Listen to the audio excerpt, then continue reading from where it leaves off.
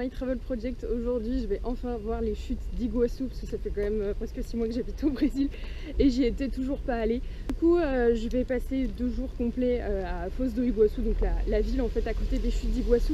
Aujourd'hui je vais faire le côté brésilien et demain le côté argentin, donc voilà, on va voir. Oula, attends, je vais me mettre comme ça. Du coup on va voir ce que ça donne. Je pense que je vais me faire bien mouiller. Moi je pensais grave éviter la file en arrivant à 8h30 du matin. Que dalle. Bon bah je vais faire la queue hein, maintenant.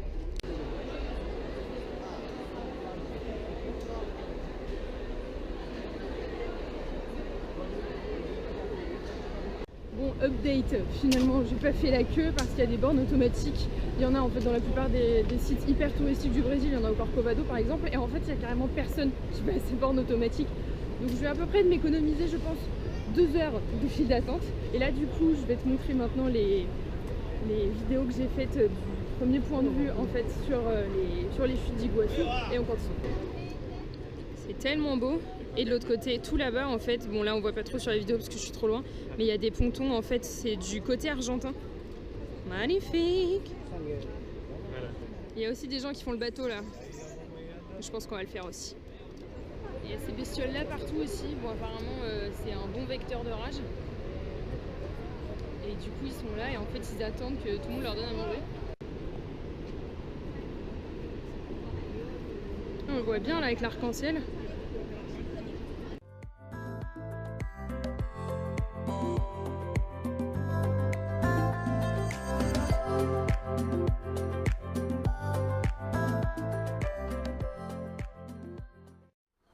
Je vais prendre la passerelle maintenant et je vais aller tout au bout là-bas. Je pense que je vais me faire un peu mouiller.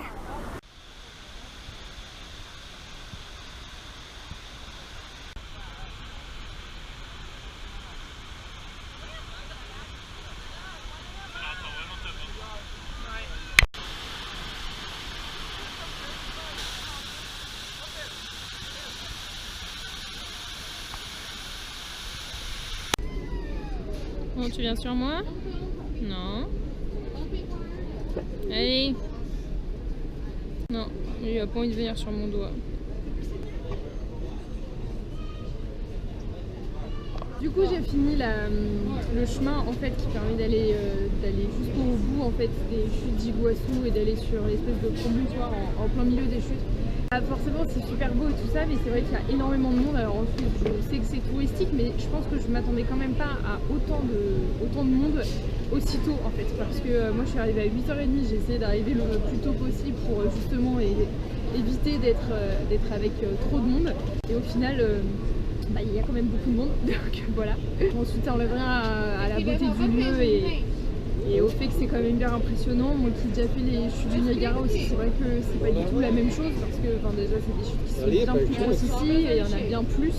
Aux chutes du Niagara il y en a 3 je crois, et ici il y en a je sais pas combien, enfin, c'est un truc impressionnant. Ce qui est drôle aussi c'est qu'on voit de l'autre côté en fait la passerelle en fait du côté argentin, donc c'est hyper marrant de se dire qu'on est aussi près. D'ailleurs on commence à capter le réseau argentin ici tellement on est près de la frontière.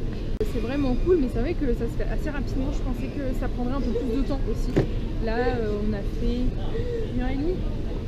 En 1h30 on le fait, donc c'est vrai que je m'attendais un petit peu plus long à la limite, mais bon il y a encore plein de trucs à faire à côté. Du coup on se retrouve tout à l'heure pour le reste de la journée.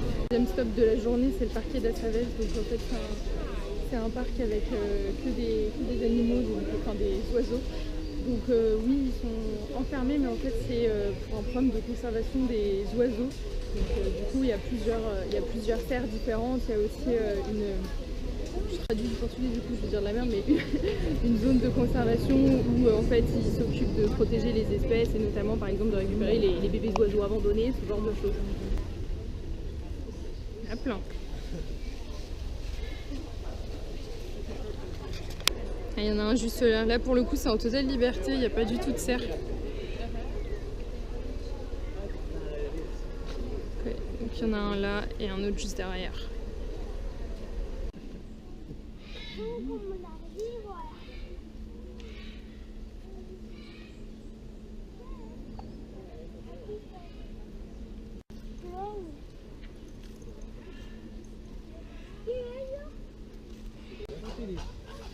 Et il y a une colonie de flamants roses là. Et en fait, ils sont tous numérotés là. Ils ont tous un truc à la patte pour que justement on puisse les reconnaître.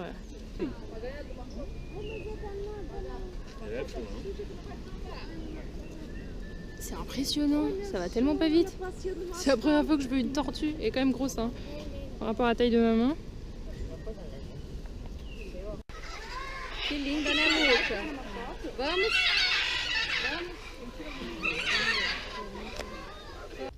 Du coup, je vais finir ma journée avec quelque chose que je pensais pas du tout visiter. C'est l'endroit en fait où on peut voir le Brésil, le Paraguay et l'Argentine. J'avais déjà vu des photos en fait de cet endroit-là, mais je pensais pas du tout que ça existait, que c'était accessible plutôt.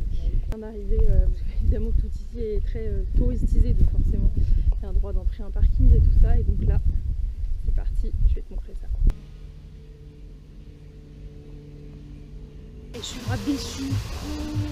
C'est pas du tout les photos que j'avais vues. Là, je suis sur une espèce de promontoire, mais on voit. Ok, je mets les lunettes, c'est mort. On voit pas du tout la différence entre les trois pays, quoi. Donc là, c'est l'Argentine et là, c'est le Paraguay. C'est pas du tout les photos que j'avais vues. Donc voilà, c'est assez self-explanatory. Mais ouais, je suis un peu déçue, quoi. En fait, j'avais vu des photos, moi, de beaucoup plus haut. Donc je m'attendais pas à ça. Bon après la vue est jolie mais je m'attendais bien plus à voir la démarcation et de plus haut en fait du côté du Brésil.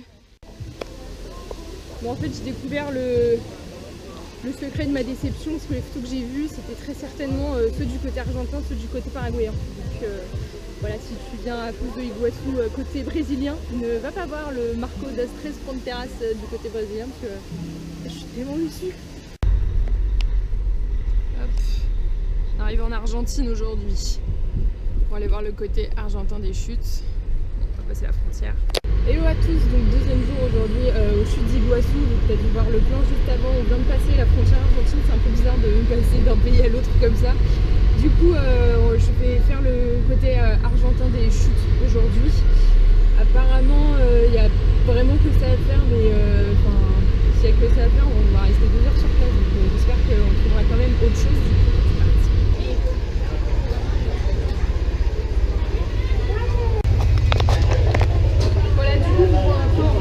Pour aller au chutes d'Iguaçu côté argentin, c'est quand même bien plus cool que côté brésilien où il fallait prendre un bus.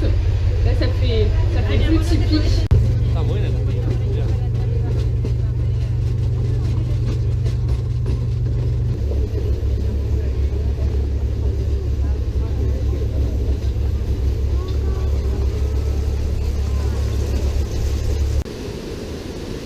C'est impressionnant le débit d'eau, il y a un courant de dingue. C'est pas là-dedans que tu fais du rafting hein. Là du coup je suis sur le circuit inférieur du côté argentin des chutes d'Iguaçu.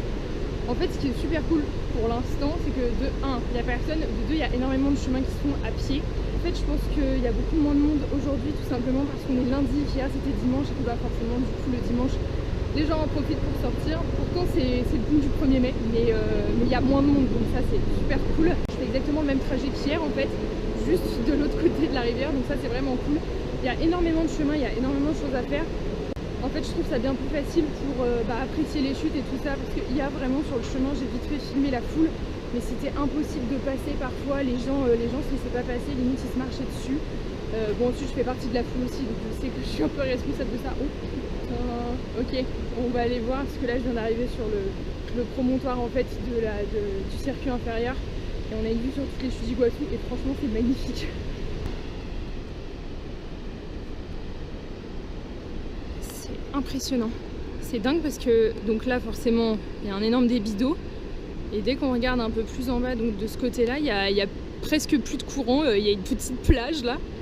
Et on repart de l'autre côté et il y a encore des énormes chutes. D'ailleurs de loin, bon, je mettrai une photo mais de loin on voit le promontoire de la Gargante do Diablo qui est du côté brésilien, c'est là où j'étais hier.